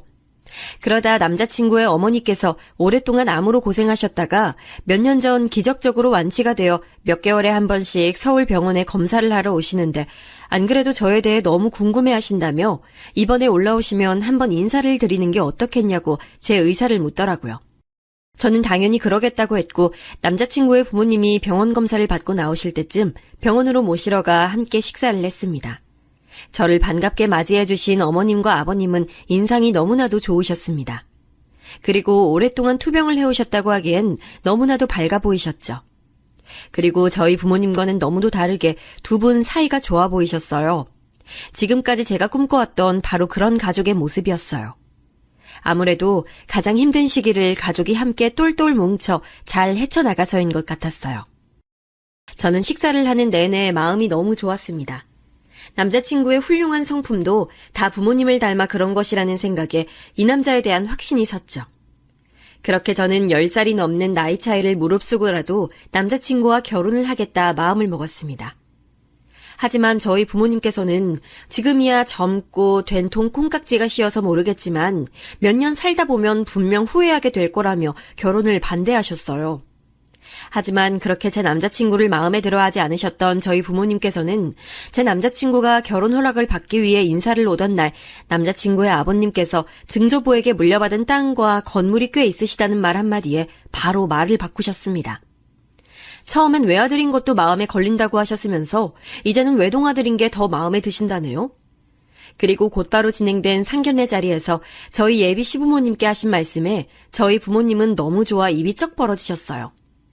저희가 결혼을 하게 되면 곧바로 호텔 근처에 아들 명의로 아파트도 사주시고 가지고 계신 오피스텔 중 하나를 제게 결혼 선물로 주시겠다고 하셨습니다. 당연히 저는 부담이 돼서 거절하려고 했지만 어차피 나중에 다 주게 될 것을 미리 주는 것뿐이니 어른들의 성의를 거절하지 말라고 하셨죠. 그렇게 저는 25, 꽃다운 나이에 결혼식을 올렸습니다. 꿈에도 없던 40평대 아파트와 서울 중심가의 떡하니 위치한 오피스텔까지 갖게 되면서 말이죠. 그렇게 저는 제가 꿈꿔왔던 행복한 결혼 생활에 푹 빠진 채 매일매일 즐겁게 보내고 있었습니다. 그러던 어느 날이었어요. 마침 남편과 제가 둘 다 쉬는 날이라 늦게까지 늦잠을 자려고 알람도 맞추질 않은 채 잠을 자고 있는데 아직 해도 뜨질 않은 이른 시간에 누군가 저희 집 초인종을 누르더라고요. 누구세... 엄마? 화면에 비친 얼굴은 다름 아닌 저희 엄마였습니다. 이른 시간에 연락도 없이 집에 찾아온 엄마의 행동이 저도 당황스러웠지만 계속 이대로 멍하니 서 있을 수만은 없어 저희 부부는 세수도 할 겨를 없이 현관문부터 열어드렸어요. 아유, 무거워. 장모님 오셨어요? 아우, 자네 뭐하나? 어른이 무거운 걸 들고 왔으면 곧바로 짐부터 받아야지. 양손에 바리바리 들고 온 반찬을 바닥에 툭 내려놓은 엄마는 다짜고짜 남편에게 싫은 소리부터 하셨습니다. 잠자다 봉변을 당해 놀란 건 저희였는데 말이죠. 연락도 없이 웬일이야? 엄마가 딸네 집에 오는데 무슨 연락을 하고 와? 그런 게 아니라 여기 나만 사는 집 아니잖아. 저는 주변에 결혼한 언니들이 시어머니가 연락도 없이 신혼집에 들이닥치면 그것처럼 당황스러운 일이 없다는 얘기를 들었을 때도 이해가 되질 않았습니다. 아무리 당신들의 자식이 사는 집이라고 하더라도 이제는 아들만 혼자 사는 집도 아닌데 어떻게 연락도 없이 들이닥칠 수 있을까 싶었죠. 그런데 생각지도 못했던 엄마가 그런 행동까지 아무렇지 않은 얼굴로 하시니 저는 더 당황하지 않을 수가 없었습니다. 어머님, 식사는 하셨어요? 남편은 제게 장모님이 멀리서 오셨는데 얘기는 나중에 하고 식사부터 챙겨드리자며 주방으로 들어가더라고요. 엄마가 만들어 오신 반찬과 제가 해둔 찌개까지 살뜰히 데펴 금세 상을 차렸더라고요. 남편의 행동에 저는 괜스레 더 미안해졌습니다. 저야 평소 엄마의 막무가내 행동과 말투에 익숙해져 있었지만 남편은 처음 겪는 일이었을 테니까요. 아버님은 왜 같이 안 오셨어요? 그 인간이 딸내미 볼라치 어디 있다고 여길 와? 도무지 어떻게 말해야 할지 몰라 제가 말을 머뭇거리는 사이 엄마는 버럭 소리부터 질렀습니다. 하나밖에 없는 딸내미 결혼식 밥값까지 갖고 튄 인간이야. 궁금해할 필요도 없어. 결혼식 당일 식이 나고 하객 특사 비용을 결제하려고 보니 축의금은 어디에도 보이질 않았습니다. 접수대에서 축의금을 받아주신 친척분들께서는 분명 가방에 다 정리를 해서 저희 친정 아버지께 전달해드렸다고 하셨지만 축의금 가방도 아버지도 웨딩홀 안 어디에도 보이질 않았습니다. 그리고 잠시 뒤 아버지는 급하게 쓸 돈이 있어 그런 거라며 좀 이해해달라는 메시지 달랑 하나 제게 보내뒀더라고요. 원래부터도 자기 멋대로인 거야 진작부터 잘 알고 있었지만 이렇게까지 할 거라고는 생각지도 못했습니다. 이런 사실을 남편에게 말해야 하나 말아야 하나 신혼여행을 하던 중에도 내내 저는 고민이 많았지만 생각하면 생각할수록 얼굴이 뜨거워질 정도로 너무 창피해서 남편에겐 도저히 말을 꺼낼 수가 없더라고요. 내가 정말 네 아버지 때문에 못 산다니까. 아이 다 늙어서 사업은 또 무슨 사업을 한다고. 그때까지만 해도 엄마가 아침부터 신혼집에 들이닥치신 이유가 아빠 때문에 속상한 마음을 하소연할 곳이 필요해서였나 보다 싶었는데 알고 보니 그 이유만으로 오신 것 같진 않더라고요. 뜬금없이 저희 시부모님께서 주신 오피스텔 얘기를 꺼내시더라고요. 근데 그 오피스텔 엄청 올랐다더라. 너 알고 있었어? 안 그래도 얼마 전 시아버지께서 오피스텔 가격이 말도 안 되게 부쩍 올랐다고 하시며 우리 며느리가 복이 많아 그런 것이라고 하셨다고 남편이 말하자 엄마는 남편의 말에 기다렸다는 듯 덥석 무조건 아파트부터 사라고 부추기시더니 그 집에 자신이 들어가서 살면 안 되겠냐고 하셨습니다. 저는 원래 제 것이 아니었고 시부모님께서 주신 것인데 엄마가 제멋대로 말씀하시는 게 이해가 되질 않아 남편 보기 민망했습니다. 그래서 아직 결정된 게 없다고 저는 딱 잘라 말했어요. 아이고, 그 고생해서 키워놨더니만 기껏 한다는 소리 봐라. 안 그래도 이쯤 되면 꼭 나오는 엄마의 전용 레퍼토리가 왜 안 나오나 했습니다. 제가 조금이라도 서운한 소리를 하면 항상 래퍼라도 된 것처럼 다다다다 쏟아내는 엄마 전용 대사가 있었거든요. 저를 낳고도 산후조리 한번 제대로 하지 못한 채 저를 포대기로 등 뒤에 업고 남의 집 파출부 일을 해주러 다니기까지 했다는 이야기를 시작으로 국밥집, 족발집 할 것 없이 서울 시내의 식당이라는 식당은 자신이 다 설거지를 해주러 다녔다는 이야기까지 나와야만 이야기가 끝이 났습니다. 저는 그날 엄마가 돌아가신 후에도 은근 남편의 눈치가 보였습니다. 하지만 남편은 누가 봐도 좋은 남자였습니다. 요즘은 남자들도 다 야가서 잘나가는 처갓집을 바란다던데 저희 남편은 아무것도 가진 것 없이 가난하기만 한 저를 있는 그대로 사랑해줬죠. 심지어 제가 봐도 부족하기만 한 저희 부모님까지도 다 이해해주면서요. 저는 지금까지 살아온 중에 남편과 함께한 이 몇 개월이 제게는 가장 안정적이고 행복한 시간이었습니다. 남편과 함께 있으면 아무 걱정이 없었거든요. 결혼하기 전에는 매일매일이 너무도 숨이 막혔으니까요. 자유로운 영혼의 소유자였던 아버지 같은 남자와 평생을 살다 보니 누구보다도 억척스러워지신 어머니, 두 분 다 제가 너무도 사랑하는 제 유일한 가족이었지만 때론 어린 제가 감당하기엔 버거웠어요. 아버지는 저와 어머니를 너무도 사랑한다고 하시면서도 가장의 의무보단 자신의 행복이 먼저인 사람이었죠. 한 번은 중학교 때 있었던 일입니다. 저는 급식비를 내지 않았다는 이유로 교무실에 불려간 적이 있었어요. 오늘 당장 집에 가서 부모님께 말씀드려. 급식비 안 내면 내일부터 점심 못 먹는다고. 저는 너무 창피해서 집에 오자마자 아빠를 붙잡고 울먹였습니다. 내일까지 꼭 급식비를 내야 한다고요. 안 그러면 나만 급식을 못 먹게 생겼다고요. 그런데도 저를 그렇게 사랑한다던 아버지는 어린애 달래듯 제 입에 작은 사탕 하나를 물려주시고는 커다란 가방에 짐을 싸고 계셨습니다. 아빠가 이번에 가면 돈 많이 벌어올게. 뭐야, 아빠 또 어디 가? 우리 딸, 아빠 꿈이 뭔지 알지? 아빠 꿈? 비행기 타는 거? 그래, 우리 딸도 미국 알지? 미국은 우리나라보다 엄청 부자야. 아빠가 거기 가서 돈 많이 벌어올 테니까 엄마 말 잘 듣고 있어. 그럼 내 급식비는? 미국이고 뭐든 간에 저는 지금 당장 제 급식비가 훨씬 더 급했습니다. 당시에도 몇만 원밖에 하지 않던 급식비도 주지 못하는 아빠라는 사람이 도대체 그 먼 미국까지 가서 무슨 돈을 벌겠다는 것인지 그 어린 나이에도 저는 말이 되지 않는다고 생각했습니다. 그리고 결국 미국에 다녀온 아빠는 돈을 벌어오긴커녕 이상한 브로커에게 속아 빚만 잔뜩 지고 얼마 되지 않아 한국에 들어오셨습니다. 엄마는 그 많은 빚을 갚기 위해 지금까지도 평생을 쉬지 않고 일만 하셨고요. 해주는 것도 없이 매일 걱정하지 말아라, 금방 다 잘 될 거다라는 식의 말만 대충 하고는 항상 도망치듯 사라져버리는 아빠를 엄마가 충분히 욕할 만하다고 생각했어요. 남편은 제가 한 번씩 제 어릴 적 얘기를 들려주면 제게 고생이 많다며 저를 꼭 안아주곤 했습니다.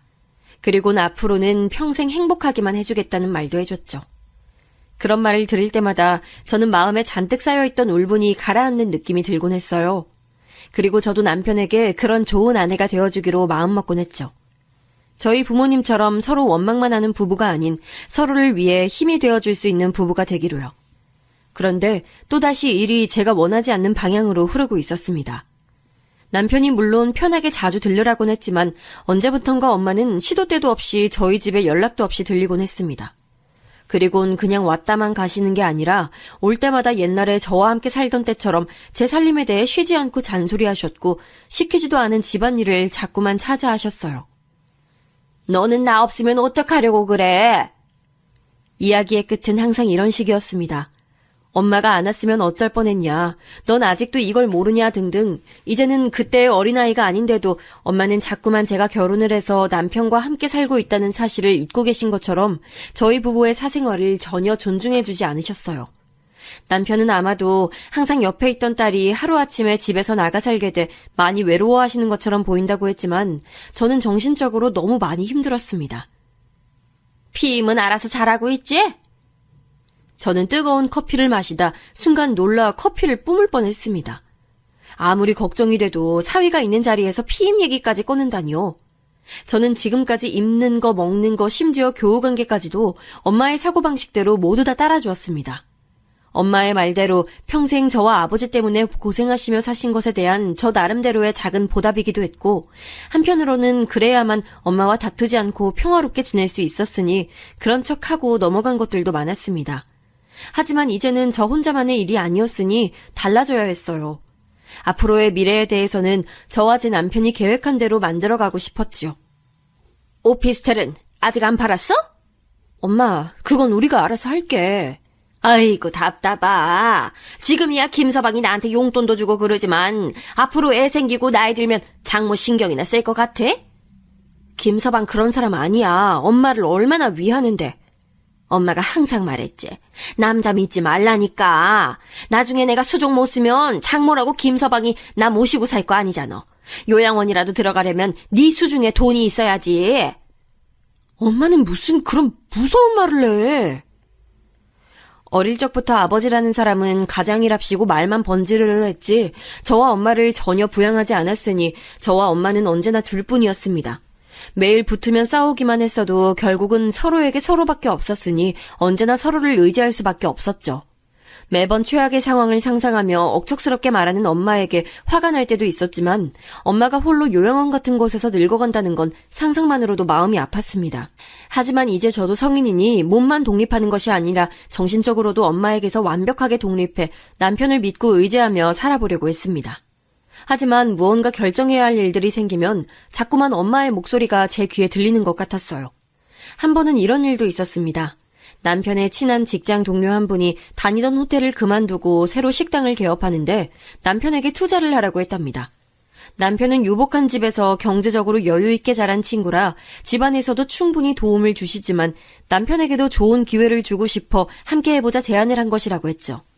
남편은 지금 당장 직장을 그만두겠다는 것도 아니었고 자신이 총각 때부터 모아둔 돈과 퇴직금을 미리 좀 당겨받아 투자하고 싶다고 했습니다. 저는 마음으로는 남편의 생각을 충분히 응원해주고 싶었고 도움도 주고 싶었지만 어쩐지 머릿속엔 자꾸만 엄마의 말이 정신없이 돌아다녔습니다. 그리고 굳이 알리지 않아도 될 일이었는데 저는 어느새 엄마에게 고민을 토로하며 조언을 구하고 있었어요. 돈도 어차피 다 김서방 돈인데 내가 이래라 저래라 하는 건 웃기겠지? 어차피 다 김서방 돈이란 게 어딨어. 결혼했으면 무조건 다 공동이지. 그래도 저렇게 하고 싶어 하는데... 또 답답한 소리. 월급 꼬박꼬박 나오는 월급쟁이가 최고야. 무조건 좋은 자리라고 하면서 투자하라는 친구 말은 절대 듣는 게 아니야. 아버지가 워낙 제대로 된 직장에도 다니신 적이 없었고 귀가 얇아 주변 친구들과 어울려 다니며 돈을 날린 게 한두 번도 아니었으니 엄마는 그렇게 생각하실 수밖에 없다는 건 저도 충분히 알고 있었습니다. 저희 아버지와 제 남편은 물론 다른 사람이었고요. 하지만 제 스스로도 이해하기 힘들 정도로 저는 결국 엄마의 말에 따라 움직이게 되더라고요. 저는 남편에게 아무래도 퇴직금까지 당겨서 쓸 정도로 안정적인 투자 같지 않다는 이유 같지 않은 이유를 대며 남편을 말렸습니다. 남편은 제 말대로 하기야 했지만 실망한 기색이 역력했죠. 결혼 초반에는 남편도 다른 모녀지간처럼 평범하지만은 않은 저와 엄마의 관계를 많이 이해해주려 노력하는 것 같아 보였어요. 오히려 저희 엄마뿐만이 아니라 아버지에게까지 더 살갑게 굴며 가까워지려고 노력했죠. 하지만 남편의 생각과는 달리 저희 부모님은 그런 남편의 호의를 이용했어요. 남편은 결혼 후에도 저와 같은 직장에 다니기는 서로 곤란할 수 있다면서 다른 호텔로 직장을 옮겼어요. 평소 이직 준비를 열심히 해온 만큼 남편은 그전에 다니던 호텔보다 훨씬 더 고급 호텔로 이직을 했죠. 저는 역시나 제가 존경할 만한 남자다 싶었습니다. 그런데 남편이 이직을 한 지 한 달도 되지 않은 어느 저녁이었어요. 퇴근을 하고 돌아온 남편의 얼굴이 어딘가 어두워 보였습니다. 저는 무슨 일인지 걱정돼 남편에게 오늘 무슨 일이 있었는지 물었죠. 장인어른께서 오늘 호텔로 오셨어. 뭐? 아빠가? 축의금을 들고 사라진 이후로 딸과 아내가 잘 살곤 있는지 한 번 연락도 없었던 아버지가 도대체 어떻게 알았는지 남편의 호텔로 찾아간 것이었어요. 장인어른 하시는 일에 투자해 주시는 분들이라면서 사람들을 잔뜩 데리고 오셨더라. 호텔에 사람들을 데리고 왔다고? 아버지의 사업체에 투자를 해주기로 한 사람들이라면서 우르르 데리고 와 남편을 불러 인사까지 시켰답니다. 사위가 이렇게 큰 호텔 지배인으로 있는데 자신이 속이겠냐면서 마치 남편을 보증이라도 세우는 것처럼요. 거기다가 호텔 뷔페에서 식사까지 하시고는 계산을 모두 다 남편에게 시켰답니다. 저는 정말이지 얼굴이 뜨거워서 고개를 들 수가 없었습니다. 언제나 처갓집 일이라면 모두 다 이해하고 넘어가 주던 남편이었지만 이번 일은 남편도 기분이 많이 상한 것처럼 보였죠. 그런데 하필이면 그날 저녁 저희 엄마까지 집에 오셨더라고요. 처음엔 아버지가 남편 호텔까지 찾아간 것 때문에 오셨나 싶었는데 그것 때문이 아니었어요. 내가 웬만하면 알아서 해보려고 했는데. 왜 엄마, 무슨 일 있어? 엎친 데 덮친 격이라는 말이 바로 이럴 때 쓰는 말일까요? 안 그래도 아버지 때문에 남편 눈치를 보고 있던 차였는데 한참을 말을 머뭇거리다 꺼낸 엄마의 이야기에 저는 다시 얼굴이 붉어졌습니다. 제가 결혼 전에 엄마와 살던 집은 전세였습니다. 사실 그 전세금 정도면 크진 않아도 세 식구 살기에는 충분한 빌라 정도는 살 수 있는 돈이었는데 엄마는 굳이 아파트를 고수하며 10평대 아파트를 전세로 살고 계셨습니다. 그런데 이번에도 집주인이 전세 보증금을 2천이나 올려달라고 한 것이었죠. 전에는 제가 직장 담보로 대출을 받아 올려주기라도 했었는데 이제는 제가 분가를 해 나왔으니 엄마가 식당에서 일해번 돈을 가지고는 보증금을 올려주기에는 턱없이 부족한 게 당연했습니다. 그리고는 엄마는 또 제 오피스텔 얘기를 꺼내셨어요. 바짝 올랐을 때 팔아야 하지 않겠냐면서요. 저는 도무지 남편 볼 낯이 없어 우선 급하게 엄마를 돌려보냈습니다. 장인어른께서는 투자자들까지 데리고 호텔 뷔페까지 드시러 다닐 정도인데 어머님은 보증금도 없으신 거야? 아빠는 원래 우리가 어떻게 사는지 관심도 없어. 어머님도 대단하시네. 지금까지 이혼도 안 하시고 사신 거 보면. 남편의 말 한마디 한마디가 제 가슴에 꼭꼭 박혔습니다. 저를 이런 식으로 대한 적은 단 한 번도 없었는데 남편도 역시나 마음이 많이 상한 것 같았습니다. 어머님 집 전세금 이번엔 내가 도와드릴게. 하지만 조건이 있어. 남편이 말한 조건은 바로 오피스텔을 정리하는 일이었습니다. 앞으로 아이도 갖게 될 테고 우리 상황에서 아이를 낳으면 천상 제가 일을 그만둬야 하는데 그때를 대비해 투자 명목으로 오피스텔을 팔아 작은 평수라도 아파트를 사서 갖고 있자는 것이었습니다. 명의는 당연히 제 명의로 할 테니 처갓집에는 얘기하지 말라는 것이었죠. 물론 저도 남편 마음을 모르는 건 아니었지만 그래도 저는 엄마에게 비밀로까지 해야 한다는 게 뭔가 찝찝해서 오피스텔도 충분히 오르고 있는데 굳이 팔아야 하냐고 물었습니다. 그러자 남편은 안 그래도 시아버지께서 이제 오피스텔은 오를 만큼 다 올랐으니 앞으로 투자 가치가 좋은 아파트를 미리 봐놓으셨다며 그쪽으로 갈아타라고 하셨답니다. 만약 부족한 부분이 있으면 언제든 도와주겠다고 하셨다면서요. 더 이상 저는 남편에게 토를 달 수가 없었습니다. 역시나 시부모님은 저희 부모님과 모든 면에서 달랐으니까요. 저희 부모님은 사위가 좋은 호텔에 취직을 하면 축하한다는 말보다도 어떻게 하면 비싼 뷔페나 얻어먹을까 하는 생각을 하거나 사돈댁에서 딸에게 결혼 선물로 준 오피스텔마저 호시탐탐 노리고 있는데 시부모님은 지금까지도 충분히 많은 것들을 해주시고도 언제나 자식에게 뭐가 이로울지 생각하시고 어떻게든 도움을 주시려 하셨으니까요. 미안해요. 결혼 전에는 그래도 내가 있어서 좀 나았는데 이제는 엄마 혼자 다 해결하려고 하니까 아무래도 힘드신가 봐. 이건 뭐 꼭 내가 당신을 뺏어오기라도 한 것 같네. 언제나 제 곁에서 커다란 버팀목이 되어줄 것만 같았던 남편마저 어머님이 얼마나 힘드시면 여기까지 찾아오셨겠냐 말은 그렇게 하면서도 얼굴에는 불편한 기색이 역력했습니다. 저는 자꾸만 화가 끌어올라 결국 참지 못하고 다음날 곧바로 엄마를 찾아갔죠.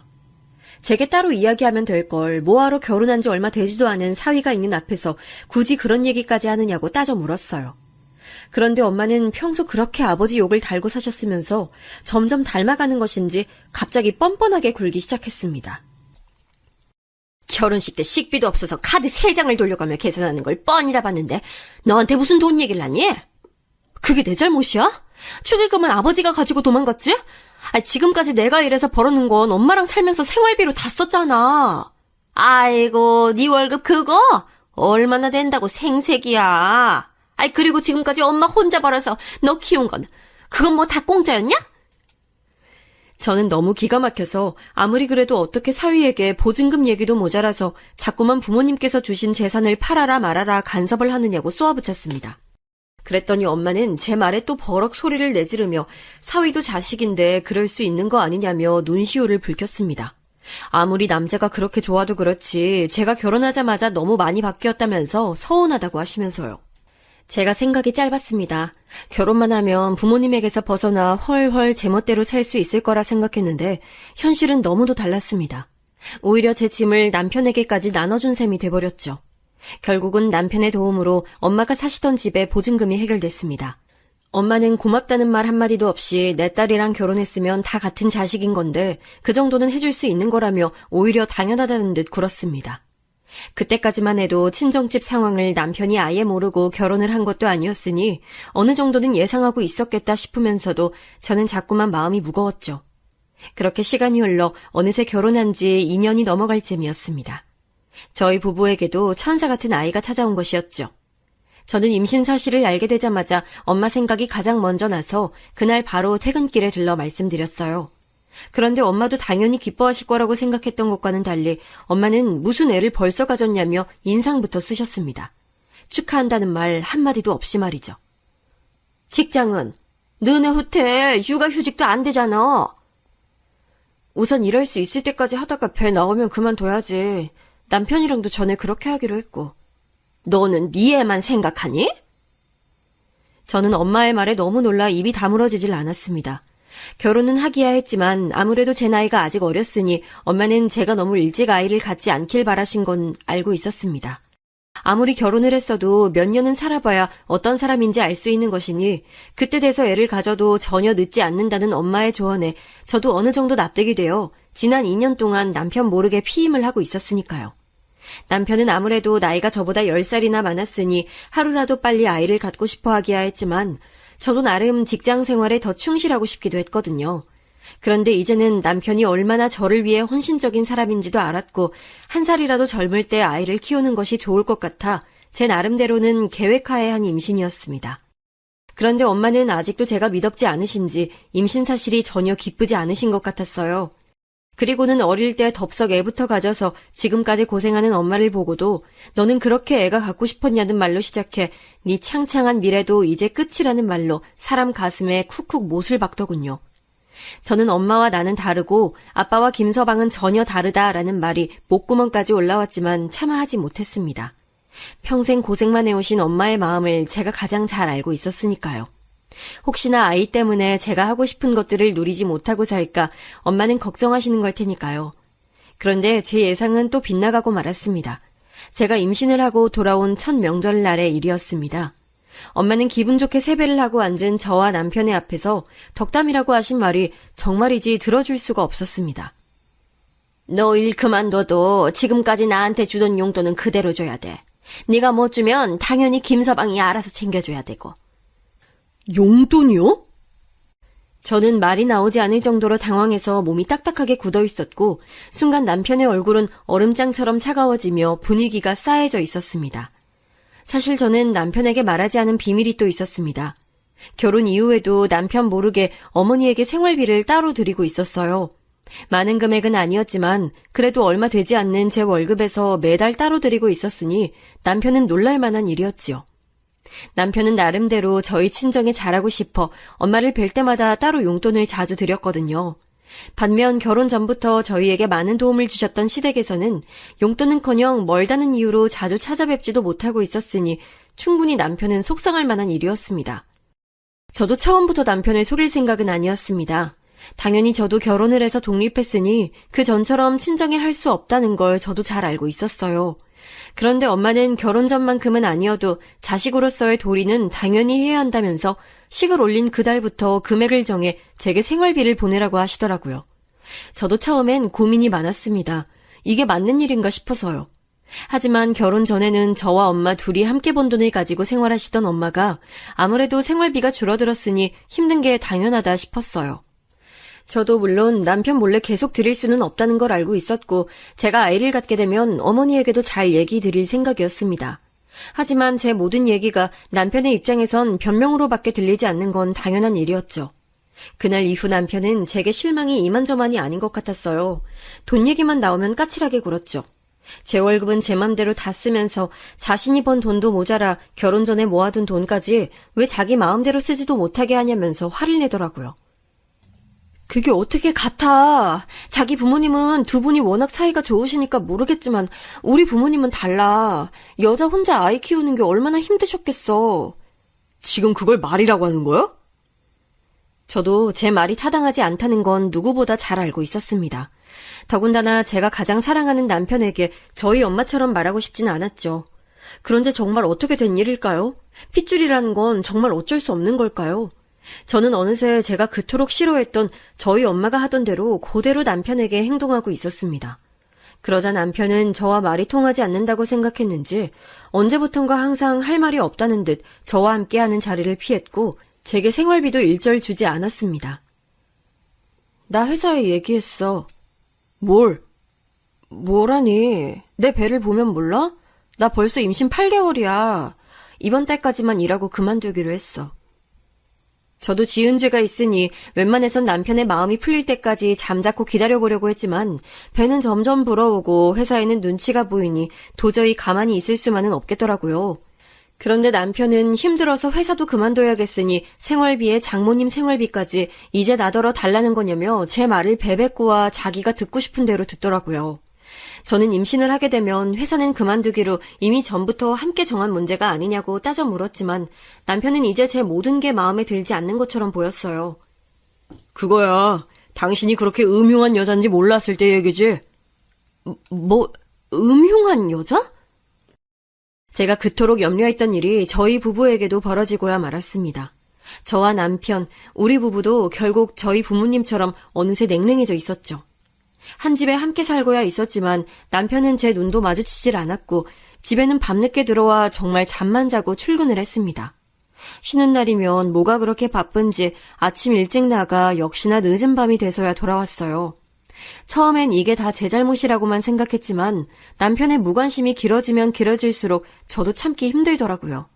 제가 돈이 많아서 친정에 매달 몇백만 원씩 갖다 바친 것도 아니고 제가 쓸 돈 아껴서 그래봐야 제 한 달 용돈도 안 되는 정도의 금액이었는데 제가 그렇게까지 잘못한 건가 싶더라고요. 그래도 곧 있으면 아이도 태어나니 남편도 막상 아이가 생기면 다시 전처럼 저를 대해줄 거라는 기대감이 남아 있었습니다. 하지만 딸아이가 태어나서도 남편은 여전히 냉랭했습니다. 아이를 사랑하고 돌보는 일이야 최선을 다했지만 제게는 무심하게 굴었죠.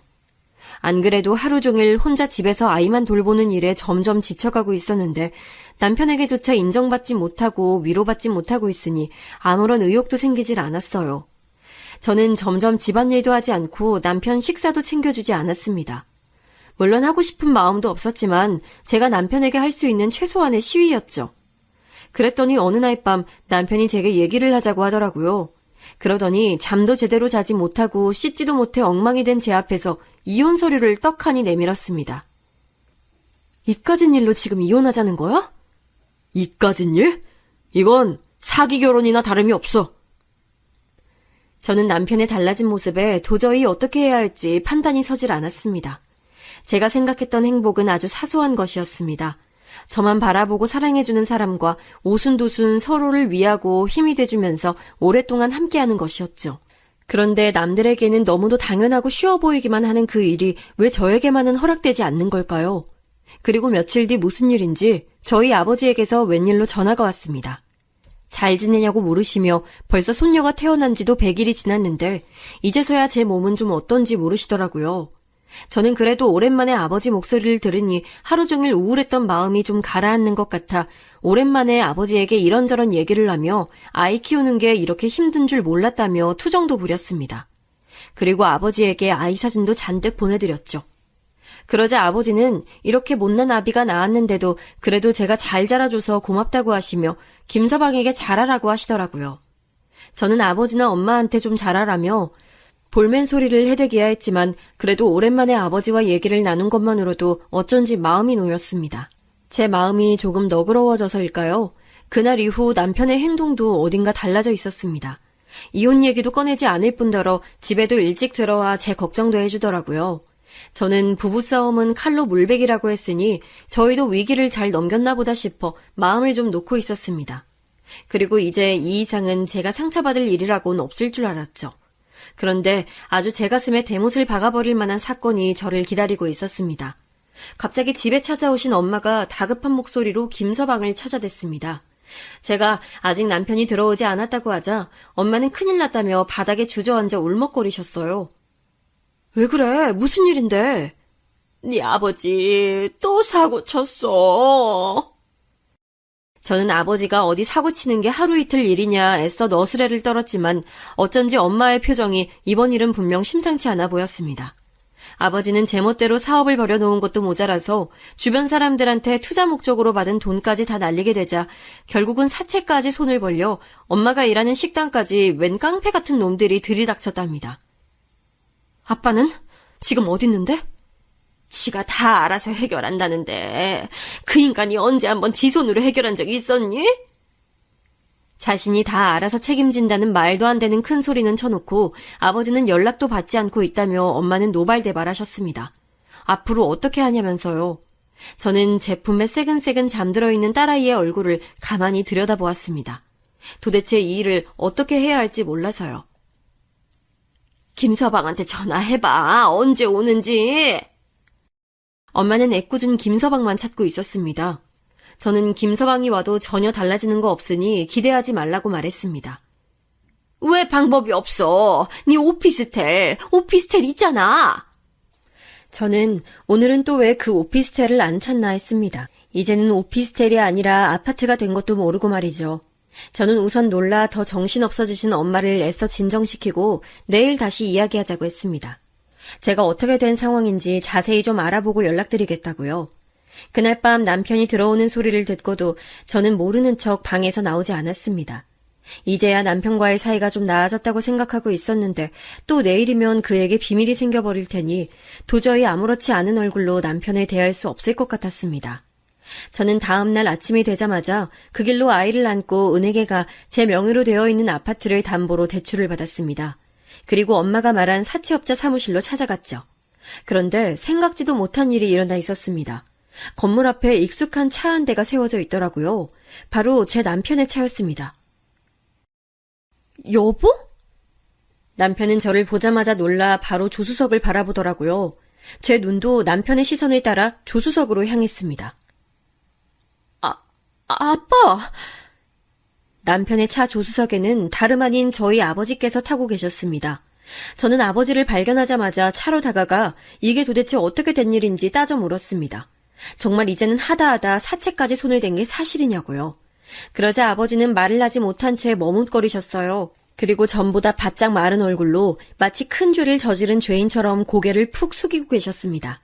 저는 답답한 마음에 남편을 붙잡고 물었습니다.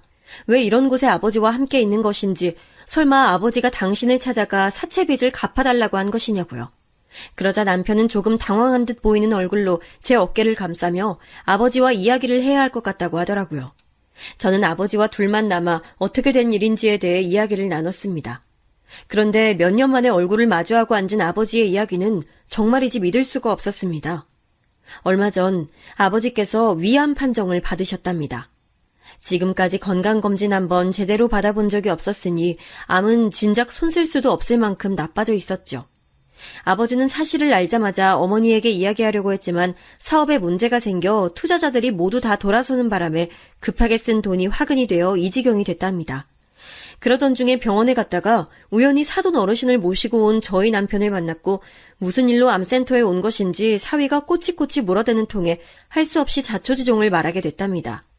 아버지는 지금까지 하나뿐인 자식이며 마누라에게 해준 것도 없으니 차라리 암에 걸렸다는 사실조차 말하지 말고 이대로 포기하려고 했었답니다. 그런데 김서방이 암이라는 게 다 처음엔 가능성이 없다고부터 말한다면서 지금 얼마나 힘드신지 누구보다 잘 안다. 지금부터 함께 노력하면 된다고 위로하며 우선 사채빚부터 빨리 정리하자고 했답니다. 그래서 저희 아파트를 담보로 대출을 받았다네요. 아마 그날이었던 것 같아요. 남편이 아무 말 없이 다시 제 곁으로 돌아와 준 것은 말이죠. 저는 아버지의 이야기를 다 듣지도 못하고 그 자리에 그대로 주저앉아 오열했습니다. 부모란 영원히 제게 상처만 주는 존재라고만 생각하며 평생 원망만 하며 지냈는데 정작 힘들고 고달픈 부모를 저 또한 모르는 척 외면하고 있었다는 생각이 들어서요. 아버지는 주저앉은 제 앞에 함께 주저앉아 자신이 못난 아비라 미안하다며 저를 끌어안으셨습니다. 그날 이후부터 우리 가족은 많은 것이 달라졌습니다.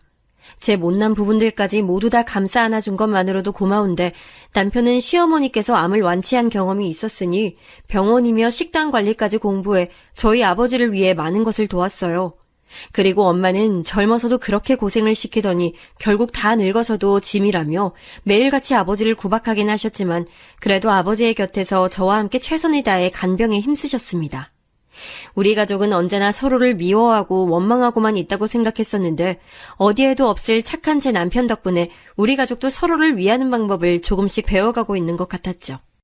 그리고 저도 앞으로는 남편에게 모든 숨기는 것 없이 좋은 배우자가 되어주겠다 마음 깊이 다짐했습니다. 제가 평생 꿈꿔왔던 것처럼 사랑하는 사람들과 단란하고 안정적인 가족을 만들기 위해서 말입니다.